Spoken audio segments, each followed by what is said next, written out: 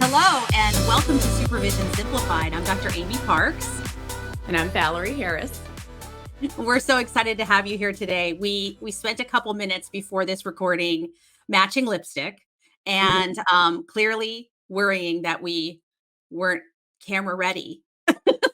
We're just trying to figure this all out because every time I watch myself, there's a changing look and I'm like, I don't know if I like that. Or, oh, I had some really heavy eye makeup on there. I don't even know if I could see my eyes.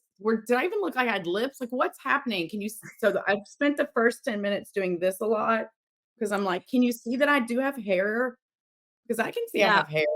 We're working on this visual thing. We've got the audio part down, but the visual video part, like I look like I have a fake background, but this is actually my real office. So we're working on this. We're getting it a little bit better. We think by episode 10 we'll be experts. So we're getting there. We're getting close. We have a couple more episodes, Valarie, left to get to be expert status. Okay, let's before expert, what is advanced? Well, we're not for beginners. Yeah. The novice. And then there's intermediate. Intermediate. Okay, we're at intermediate level. So we'll be advanced. I thought, but yeah, to be fun and fair though, I really put this whole background together knowing there would be a podcast and thinking this is epic and perfect. And there were so many things I did not consider. For instance, like the idea that I would not have a camera crew sitting across from me, perfectly balancing the frame, and never even thought of that. So I'm constantly, so this, my laptop right now, as the intermediate that I am, it's sitting on books. Right. Mine is elevated on a thing, but as we talked about last week, I'm sort of rearranging my space. So it's a work in progress, but we will be advancing. I would consider us intermediate now. Yeah. I think we'll be advancing to advanced level. We'll be moving to advanced level around episode 10. And then our goal would be maybe 5 more with guests, etc. And then I think we could be an expert. So that will be a very exciting transition. I'm looking forward to it. We should celebrate and have a whole episode on being in our expert era. Well, and also how it feels to be to somewhat of an imposter and feeling like you have you have imposter syndrome. And that's sort of, it doesn't speak to our topic today, but it certainly resonates with supervisors. There's so many supervisors I meet who are like, I have no business being a supervisor because I have only been in this field for 15 years. And I think, oh my gosh, that is so much time and that's so much wisdom and you have so much to share. And frankly, 2 or 3 years with a little bit of additional training, I think as well in leadership and in the supervision art is really helpful, but can prepare you to be a supervisor. So this imposter syndrome thing sort of works all over in various ways. Yes, it's humbling for you. So today, Valarie, I wanted to talk with you and share with our audience and get their feedback on this idea of what it means as a supervisor to be in the know. And what I mean by that is, I was recently talking to some colleagues and I was sharing some information about a book that has come out. It's the Abigail Schreier book, Bad Therapy, Why Kids Aren't Growing Up. And I have a lot to say about that particular book, as do many people. Mm-hmm. And this particular group of colleagues, a number of them were familiar with the book. Some of them had no idea about the book. And so I shared information about the book, but I was somewhat surprised that people had not heard of it because it has been all over the news. It has been all over social, at least my social. And maybe that's because I work with mostly families and kids, but still, I feel like it's been particularly in the news quite a bit. And it has the word bad therapy in it. So you'd think if you were a therapist, you would notice a book that has come out that has the words bad therapy. And you'd think, maybe I should read that. I mean, I own one that says bad therapy, and it's an excellent book, and it's about masters, like therapists who've been around forever and a day, including like Sue Johnson sharing some of their, worst moments in therapy. And it's brilliant and beautiful. So, But you're absolutely correct to your point. The reason that I was so drawn to the book initially is I was like, "What do you mean bad therapy? Like, I don't wanna do bad therapy. Is this gonna teach me how not" you know what I mean? Like, Right, instantly wanna read. exactly. Mhm. And the book that you're referencing, and we'll put at least the ones that we recommend in the show Mhm. notes, the one that has Sue Johnson and a number of other of our colleagues in it. We will definitely reference that, as well as the podcast Bad Therapy, which is also excellent and funny and Yeah. great. And let's do a collab with them because that would Yeah, be super good fun. point.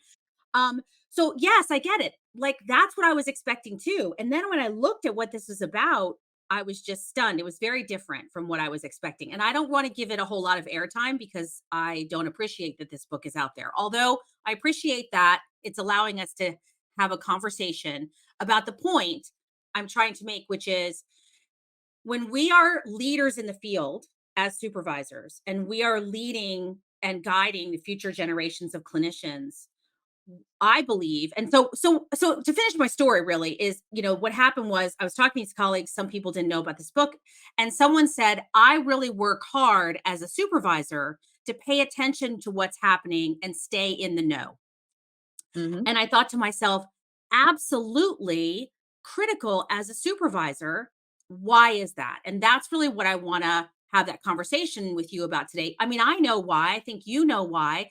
Our audience needs to know why. And then I wanted to talk to you kind of a little bit about like, how do you do that? What are your strategies for doing that? So, like, what do you think? I mean, I'll share my opinion too, but what do you think, Valerie? Like, where do you see the nexus of like paying attention? And I know you pay a lot of attention to like Vanderpump Rules and all kinds of like reality I do, TV. Like, I do. where's the nexus between like real news and like goofy stuff? And like, how do you find that plays into your supervision work? So, it's really I feel that I'm sort of an oddball in that sense because I have often experienced that I feel like people in our field are very polarized in one direction or the other, and that's kind of sad to me in a lot of ways just because I feel like that it oftentimes mirrors this and makes this parallel process to what's happening in our world already and with our clients, which I feel can be very dangerous on the whole. And it's not So that can you we talk a little bit more about that before you go on? Talk a little bit more yeah. about that parallel process thing. Yeah, definitely. It's not that we cannot have our own beliefs and opinions and morals and values. But as I understand it, those things were never intended to be things that would prevent us from treating someone with inherent worth and dignity, and that the onus was always on us to check those parts of ourselves and deal with those parts of ourselves in order to show up for our clients. And so why this is kind of confusing for me is because I work in an area and my practice is in an area where we have a really large military base, 101st Airborne, and it's also the city that's the third most diverse city in the state of Tennessee. And so there are a lot of issues facing what would be both sides of like a political party, so to speak. And so we can have, I mean, our clients are just that diverse that you almost have to be able to straddle both sides and really hold space there, or else you wouldn't be able to treat half of our client population. Mhm, And mhm. so for me, what it looks like to stay in the know is I just seek news on both sides at all times. I Yeah. want to listen to what's being said here. I want to listen. I'm always someone that's thinking the truth is somewhere in the middle. We don't always have all the context. I want to listen to understand. I want to listen with curiosity to see what I'm missing. I feel like all unaddressed trauma creates excess drama, and it comes Mm, out in reality TV, it comes out in politics, it comes out in every space of our world. And if we are not even approaching these things with some level of curiosity, then we'll never get closer to bridging some of those divides, I feel. And so as you're talking about this book, one of the things that I also think would be good to talk about, or just in line with this, is what does advocacy look like on our part? Because there's a lot of ways you could do that. You could go on somebody's Facebook group and just blow them up, or you could, boycott buying something, for instance. Or there's someone like a Candace Owens who I've listened to many times and don't agree with a lot of what she says and really feel a certain way about how she refers to therapy, and boxing therapists into this one place as if all we do is this one thing. And it's sad to me because she has such a platform and following and such an opportunity. And I honestly believe if someone were sitting there with a bleeding wound, she would tell them to go get help. So I don't think she's even against it, but I don't think she realizes with the things she says how absolutely harmful it is to the profession, and how it just creates more stigma. And so I often sit and wonder, how do I bridge that? Like, how do I educate around that? How do I have a conversation about that? Because she's feeling that way. It's come from a certain place. I'm thinking this woman in her book, it comes from a certain place. But if I don't understand the why behind it, and I just, kick them off away from the table, then I just think it makes them double down on the position, which doesn't do anything for the profession either. And Yeah, that's a really good point. I do agree with you 100% that it's really important for us. And thank you for bringing that up, because it reminds me that I do have to not be so in my feelings about this person's opinions, which are different from mine. And I do respect the fact that everyone comes from their own places. but it is But hard. how can It's a I, very hard balance. yeah, Very how can I look at it hard. as a leader and influencer in the profession as an opportunity to say, uh, maybe and, Mhm. I don't want to say yes and or no and. Let's say maybe, let's just say maybe and, maybe you have a point, maybe you are right, maybe some of your research is valuable, maybe what you have to share is critical for us to be aware of. And how about this perspective? And so, yeah, so how then um do we broach that? How are we the bridge to between sort of like bias and being in the know? So let's like stick with that. But like how do we bridge that being in the know kind of thing, and that like potential for bias, and with our client, like with our supervisees? Like how do we bridge that for And, them? I mean, that's just kind of my thoughts, and I know also that I have an easier time doing that than a lot of other people, and I don't it's not something that I'm like, it's I didn't have to work at it's just something I've just been gifted to be able to Yeah. do, and it's the P on my ENFP. It's the P all day long. I don't Right, have the well, that's J. really funny, see, because I'm an ENFJ, so I'm like, I'm not really gonna make space to hear your opinion. Right, and I'm the P, and I'm over here, like, Thank looking at you. my husband going, who is an ISTJ, and I'm like, "Why are you cutting this guy off?" He's like, "People need to learn to drive." I'm like, "For all you know, he just got a call and his wife is dying in the hospital." And he's like, "No, people are just stupid." And I'm like, you don't know that. Like, you really don't know that, and you would feel horrible if you knew that there was something else. So, that's just how my brain works. Yeah, So I'm not saying that to say every therapist needs to be that way. I'm saying it to say, if you're a P, it's gonna be a lot easier for you. If you're not, it is really difficult. And there are yeah, still certain things that are really difficult for me to do that in, just not as many things as it is for others. and note to self, if you're a supervisor and you're working with supervision seekers or supervisees, make sure that you are considering some kind of, we've talked about assessment, we'll be talking about it some more, but make sure you're considering what kind of personality they have in Mhm. relationship and in contrast to you. That can be really helpful. And we'll talk about that in a future episode. But that can be really helpful in trying to figure out how to navigate some of this bridging that needs to happen between like current events and talking to supervisees.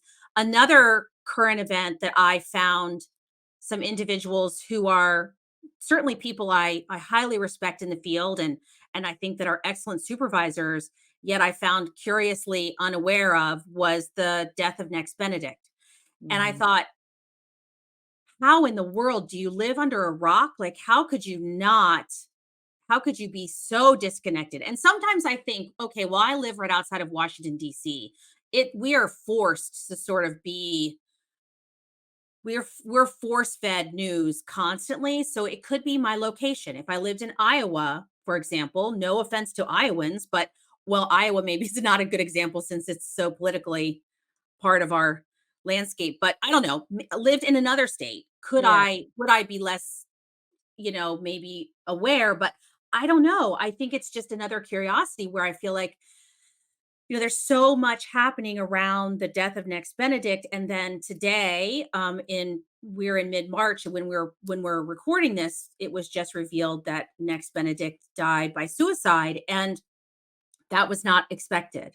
Mhm. And so I've sort of had this whole narrative of like bullying, and still the bullying is still a part of it, but I was had this whole expectation that he had gotten beat up and he had died of a TBI, and like things like that. And it could still be a whole combination of things. But Sure. regardless, the supervision point of this, what I'm saying is that when you have these current events, it is a ripe opportunity and so critical in terms of being timely to say, look at this, what you're seeing about this topic, and how is it impacting your clients? Like when you have clients that are coming in, they may or may not know about this too.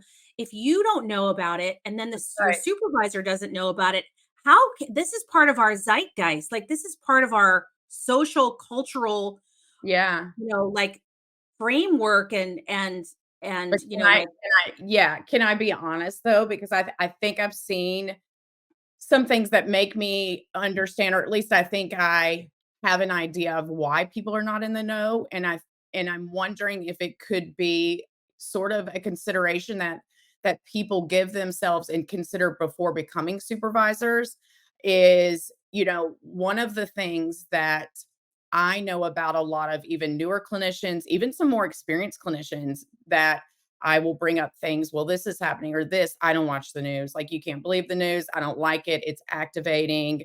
And I'm going, okay.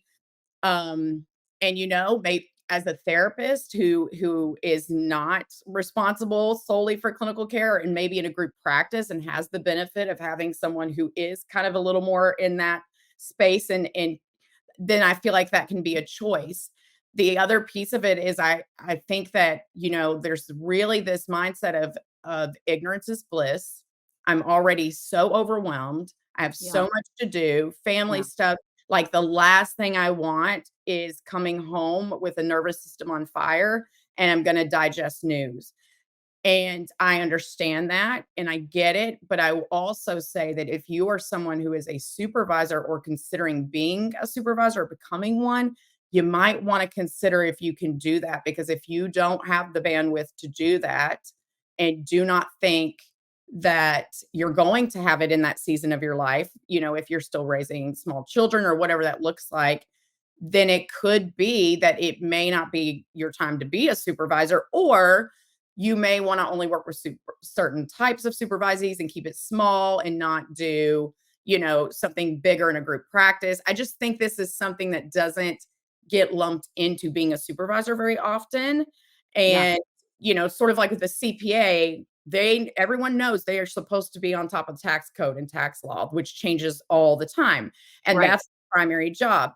We too have that primary job, and it doesn't change as frequently, but our primary job is so much bigger than that because of the social cultural influences. right, And I don't know that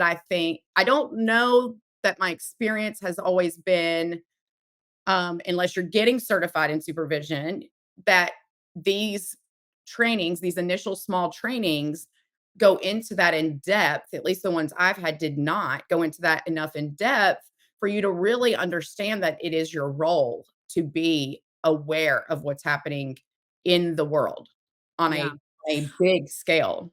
I don't think that, I know that that's not part of most supervision training, for Mhm. credentialing, and I don't think I'm saying that it's a standard that everyone needs to sort of plant their hand their, their flag in around, but I do think it's important to not put your head in the sand. And I Right. get how news can be triggering. I get how people Yeah. don't want to watch the news. And yet, how can people not know that 1 out of every 3 clients was affected by the changed healthcare, Right. uh, like, what was it called? Like a Breach. scandal, like Yeah, the breach. the Yeah. breach, the security breach. Like, who doesn't know Ransomware. Yeah. who And I wouldn't have that awareness? exactly. And I know you're saying it may not be that it's a standard, but, is it a best practice? To I me, it's think a that's best yeah, practice. I think that that's what I really wanna put it under is a best practice, and I don't again, I would really love to hear comments from our listeners, like, "Do you agree? Is this a best practice?" I'm not saying you should be watching the news every single night. I am saying you should be curating your news feed in such a way that you're getting some degree of an accurate picture from reliable sources around what's happening in our social system.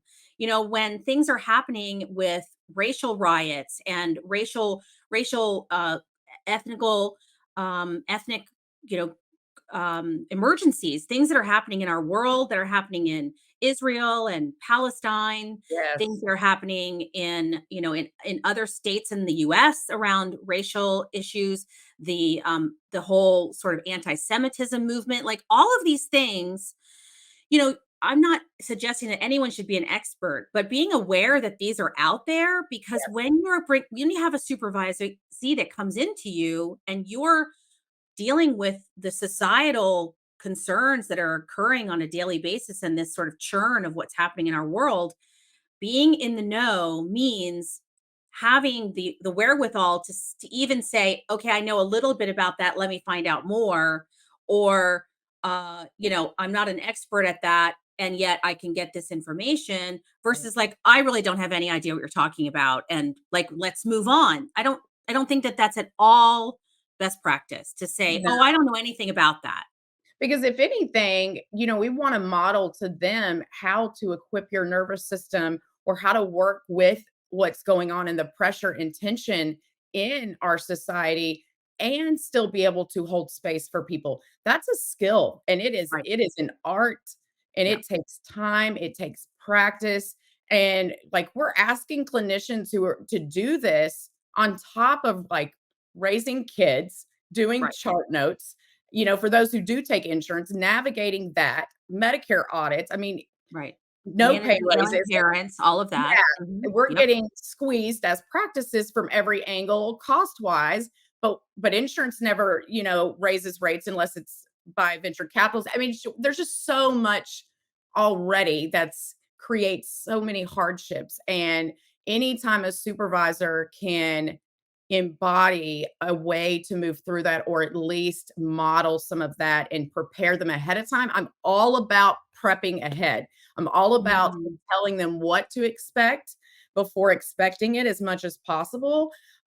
Because I find that just like in trauma work, when the thing happens, they're like, it's less off-putting because it's like, oh, we've touched on this, so Mhm. if it's the first client that they find themselves getting dressed up for, they're like, oh, I need to seek supervision about that because we've already talked about that.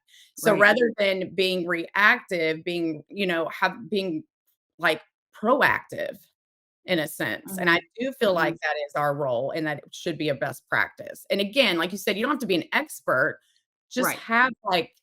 have some sort of awareness of what's happening. So here's an interesting story too. I had a supervisee the other day. So oftentimes we have our supervisees in our practice. Well, we not oftentimes, regularly, we have them write for our newsletter. And our newsletter themes are determined a year in advance. And they're based on input from our whole team around what are some topics that are pertinent to our community, what are some topics that are interesting or important in our field, what is some the things that we're predicting for the next year that are things we want to that we want to talk about. And so then we divide that by 12. And so this new supervisee, she said, I don't know anything about this topic, and I'm supposed to write about it. And I'm like, that's great. And she said, no, that's terrible. I don't know anything. And I said, well, let me just clarify. So it's unfortunate that you don't know anything because this is not a topic that should be a mystery to you. However, it's fine because I feel confident that you can figure out what this is about. And she said, well, is there any chance that you could have two topics and I can pick from one? I said, no. I'm not changing the topics. The topics are there for a reason, business reason, but they're also there because they're important. And so if you don't know something about them, you should. And you And need to know so how to access the r- resources and right. And then learn. we believe you should know about that. And so get on it. And she was fine about, understood that. So as a supervisor, I'm wondering for you, how do you discern like topics and areas where you feel outside of the regular ones that you feel you want your supervisees to pay attention to. So Uh, how do we encourage them to be in the know and to look at these sources with a curated eye? yeah, I let our client base drive that, and a Mhm, lot of times in, like, the issues that face our client base, different types of things, which so for us, it really is a lot of political type things. It's understanding, that there are some people who are gonna be far, far right that come into our doors who are mm, military. We're gonna have some people who are retired military who may despise the military. But then we're also going to have a lot of people of multiple ethnicities, some who have served in the military, some who have not. And we are very likely, and we do have ethnicities that we have no information about. mhm, Um, and, kind of navigating what it looks like to be open and to start to do the research and to construct that in constantly weaving that into that case conceptualization and how to ask the questions when you're not sure, but you kind of because sometimes you get that educated gut feeling and you have this guess of like, I feel like this must something must be cultural with this, but knowing how to lean in and ask that. So I'm always thinking on the bigger scale for us is looking how to mitigate harm to mhm, our client base and how to mhm. show up for them in a way that can be helpful and maintain that curiosity and continue to see them with inherent dignity and worth at all times, even if that means that I prepare them and say, there are going to be some, and you're going to really struggle with that. And I need you to know that that's normal and okay. And it doesn't mean that you're not a good fit. It means that you're a human having an experience with it that is expected in this process, and that we're just going to do some work on it. Yeah. Yeah. In terms of resources, I was going to share and I invite you to kind of think about your thoughts on this, but I really believe that every supervisor and supervisee should be in their professional associations, whichever ones they feel are most relevant to their field, whether it's NASW, ACA, AMCA, which is a different kind of organization for counselors, the American Mental Health Counselors Right. Association, um, or APA, or whatever your AAMFT, whatever your professional association is. I appreciate. I know your position on ACA. I Yeah. don't necessarily. I don't necessarily concern my. I am concerned with their leanings, and at the same time, I do appreciate other parts of my membership. So it's fine. I loved ACA. With all due respect, I really did. Like I garnered a lot from them. I just could not get behind the support of a platform that can pay therapists for reviews and pay clients for reviews and has had healthcare information leaked and Right. you still refer to them because it flies in the face of the ethical code, and that was just too much for me. And so I have told my clinicians they are not required to be members of it if they do not want to be.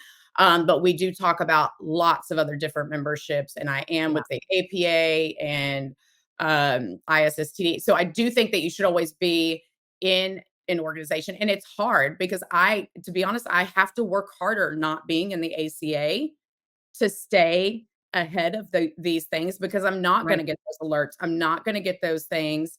Right. And I knew that when I made that choice. And yet it still felt more value aligned to do that. So Absolutely, and I'm not saying I disagree yeah, or, with your position. I understand where you're coming from. but it means Um, I have to work harder, and so that's something to right, consider too. Like, you don't just get mad at the organization and think that, "Well, I just didn't have the information because I didn't agree with y'all." No, it is still on me to get right. that, and if I'm choosing to not be a member, I'm choosing more work for myself And in there other are ways. certainly a lot of opportunities to be a member for a lot of different in a lot of different places. So, of course, I have the clinical supervision directory, and we send out an email once a month on current topics and things that are happening in the field. And there's ACEs, which is Mhm. for clinic for counseling educators and supervisors. And so there are a number of different places you could belong to, a million things. And I'm not suggesting you should. What I am suggesting is that supervisors and supervisees carefully look at the landscape of associations and organizations that provide field specific content so that and other socially related content, so that they are in the know on current events, things that are happening in the field, and regulatory changes, policy updates, things that are happening, again, nationwide, that are Yeah. either led by our associations or maybe should be. And And do so, not rely that's on your state. Whatever you do, I've heard a lot of people say, "Well, but we have to follow the state law," and I just follow my ethics, and I'm like, do not rely on your state to update you on these things. I cannot say that enough. Unless you have maybe your state's different, so I can yep, only really speak for Tennessee. I mean, I've gotten emails from the Department of Health of like, this is urgent. We need to tell you this." And I open it and it's for like nurse practitioners. And I'm like, no. right. And not So every state's board, board of health professions or whatever state is guiding your licensure is updating people or even sending out emails. Your state associations might not either, but they may be fantastic. So this isn't a criticism of any of those. and It's yeah, when I a meant the matter of state board, I didn't mean like your counseling board. I meant the actual one that gives you your license, like at the actual state level, not like the Tennessee Licensed Professional Counseling Board. I wanted to clarify that. I meant like oh, the one that's over our license. And we talked about that in the last episode. It's because they're right, inundated with all this minutia right, that they probably have no time to send out these right. kinds of things about changes here and there, affecting the state of Tennessee, unless so they just put out a document and assume that we will find it and read it because Right. they're taxed, and I get that. Right. And again, in every state, it's different. There are some states, there is no regulatory board over the counseling board. So it's very different in every single state. And so that is neither here nor there. The ultimate point I'm trying to make is that I think it's critical that you as a supervisor choose Mhm. somewhere to get your information from. And even CNET, which is a a daily sort of, what is it, like a Google group or something like that, which it sends out stuff like any kind of thing that you can be a part of. And then that doesn't eliminate opportunities on social. So and other organizations like inclusive therapists or therapy den sends Mhm. out great information. Yeah. Even some of these therapy notes sends out great information, and I'm not even a therapy notes customer. Right. So good for you, way to go, therapy notes, like, Yeah. way to go, because all Simple Practice does, and I am a Simple Practice customer and love them Same. too, but all they send out is CE information. That's good too, but like, I love that therapy notes sends me like specific information about the field. And again, I'm I not did. even a customer. So we welcome them both to consider sponsoring our podcast. Yes, But definitely. I think that that's really an interesting and important way to get your information. Another thing I was gonna add, to that is even if you have Apple, or Apple, if you have Apple Music or a family plan, it comes with like Apple One, and you automatically get Apple News. So Apple News, I think, is fantastic because it really draws from. You can choose which outlets you want to follow, and then you just open that news app, and it learns it and starts to learn like what you follow and what you read, and it curates a really good list. Another thing, although this would maybe flood your inbox potentially, but if you did have a specific area that you really were trying to get more information on or read up on, you could probably curate. We could ask Jetta about this, but you could probably curate maybe with a certain phrase, a Google alert, Oh, and then that sure. would alert you with certain types of news stories. I think if you did, if you didn't get it specific enough, you'd probably get way too many, but you could probably create just the right Google alert and really get some up-to-date news daily on different things happening as well. Yeah, and when you do your Google alerts, you can make them daily or weekly. So like I have a Google alert set up for clinical supervision and I get that weekly. I also have one set up for teens. So yeah, it can that's a great idea. Those are I didn't even know about Apple News. So I think that that's really really super helpful. So, all of these things are opportunities for supervisors being in the know and then encouraging your supervisors, supervisees. Sorry, we're going to use language multiple different ways, but your supervisees to also stay in the know, but also we're talking about considering how you weigh different topics in your own from your own lived experience, from how they are impacting your community, the therapy community that you have around you or that's in your practice, but also the people that you serve in the greater community. So many things to consider. Any other closing thoughts around this topic, Valerie? Yeah, I would just say I know I had mentioned this on another podcast, but I'll say a little more about it because the context of which I did this intervention was meant to really create more around the social cultural case conceptualization. And so when I did those little Lego people, I didn't fully explain it, but I had given everyone their own. They put them together, they had a series of questions that were things like, what is this person's pain points? Can you tell us what is this person's family like? Just things that were kind of asking about case conceptualization. And they were to study the little Lego person and come up with what they thought was accurate. Then they exchanged the Lego people with other people in group supervision. And on the back side of the page, the person who now has their new little Lego person is answering similar questions to see how differently two people can look at the same thing. And then we have a discussion about how did they get to that place. And then you could even add to it further, which I've done in the past, but I haven't done any time recently. You could even add another element of that to state, okay, now with that case conceptualization, let's assume these are all refugees. These Mm, half of these have resources, the other does not have resources. So, how does that change what you would do or how you would case conceptualize? So, really mhm. just trying to get them to slow down on the narrowing in on someone and getting them to stay more curious and keep pulling back and trying to look at the big picture and see, again, we always say check the triangles. What's yours? And is it yours? Is it theirs? Or is it something between the dynamic? And are you trying to check that to make sure that the alignment for them is a place of observation and curiosity rather than trying to fix or get it right or things of that Yeah. nature. I love that activity, and I think that is super fun, and I think that we should challenge ourselves with putting that in writing so that we can share it with our audience. Because I think it's a super fun opportunity, and I definitely think it speaks to being in the know as well, because when you do the case conceptualization part, and then you add in a current event element, that makes a Mhm. huge difference. It's March 2024. If we add in it's March 2020, Yeah. element, pandemic, we were all getting ready to lock down and thinking it was going to be 2 weeks. So, how does that change the case conceptualization? I Yeah. think that's brilliant. I want you to put that in writing Okay. for our audience. So I can't, of course, end the podcast without saying that a great news source is podcasts, and there's some incredible podcasts that share a lot of information about our field that are very current and share a lot of current events too.